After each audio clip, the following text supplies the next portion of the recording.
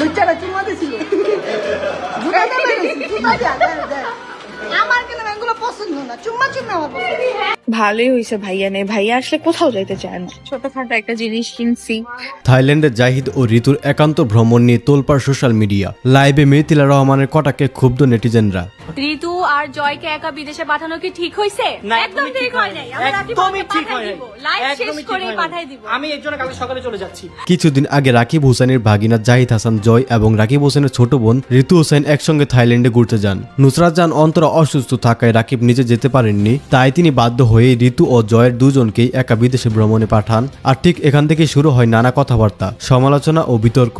তাদেরকে একা পাঠানো নিয়ে সোশ্যাল মিডিয়ায় দেখা যায় ভিন্ন ভিন্ন প্রতিক্রিয়া। অনেকে বলছেন দুইজনই প্রাপ্তবয়স্ক হলেও একা বিদেশে পাঠানোটা ঠিক হয়নি, সঙ্গে অন্তত কাউকে থাকা উচিত ছিল।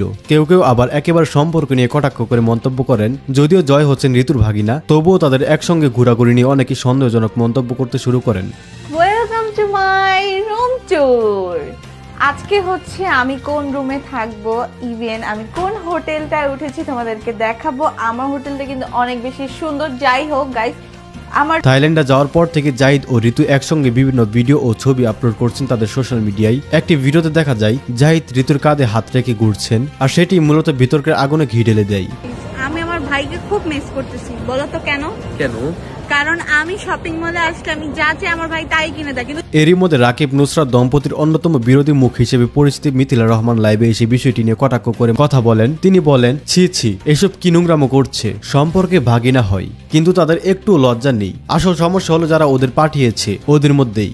নাম না বললেও তাদের ইঙ্গিত স্পষ্টভাবেই ছিল রাকিব হোসেন এবং নুসরাত জাহান অন্তরার দিকে। ঋতু আর জয়কে একা বিদেশে পাঠানো কি ঠিক হইছে?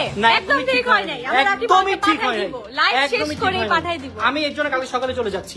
সোশ্যাল মিডিয়ায় ছড়িয়ে পড়ে তার এই মন্তব্যের নানা অংশবিশিষ্ট ক্লিপ। মিথিলা আরো কিছু বাজে ও কটূক্তিমূলক মন্তব্য করেন, যা অনেক নেটিজনই সমালোচনা করেন। নেটিজনদের কেউ কেউ মিথিলার কথাকে সমর্থন করলেও অধিকাংশই তারা লাইভে ব্যবহৃত ভাষা ও অপ্রয়োজনীয় কটূক্তির জন্য তাকে সমালোচনা করছেন। অনেকের ভাষ্যমতে যা দেখা গেছে তা নিয়ে রিউমার বানানো ঠিক না, ওরা সম্পর্কে মামা ভাগ্নি, এত বাজে মন্তব্য করার কোনো মানে নেই।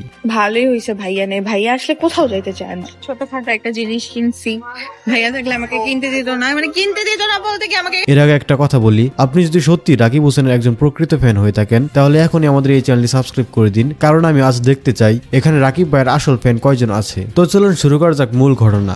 সব মিলিয়ে থাইল্যান্ড ভ্রমণের সাধারণ একটি আপডেট থেকে শুরু হয় এই স্বাভাবিক আলোচনা এখন বড় ধরনের নেট ড্রামায় রূপ নিয়েছে। রাকিব ও নুসরাত কোনো মন্তব্য না করলেও তাদের ভক্তরা দাবি করছেন এমন ব্যক্তিগত বিষয় নিয়ে অযথা গুজব ছড়ানো বন্ধ হওয়া উচিত। সুপ্রিয় দর্শক, আপনার কাছে কি মনে হয় তা অবশ্যই কমেন্টে জানতে ভুলবেন না। আর আপনি যদি এখন আমাদের এই চ্যানেলটি সাবস্ক্রাইব করে না থাকেন তাহলে এখনই কাইন্ডলি চ্যানেলটি সাবস্ক্রাইব করে নেবেন, কারণ এরকম নিত্য নতুন আপডেট পেতে হলে আমাদের এই চ্যানেলটি অবশ্যই সাবস্ক্রাইব করে পাশে থাকতে হবে। ধন্যবাদ সবাইকে, আল্লাহ হাফেজ।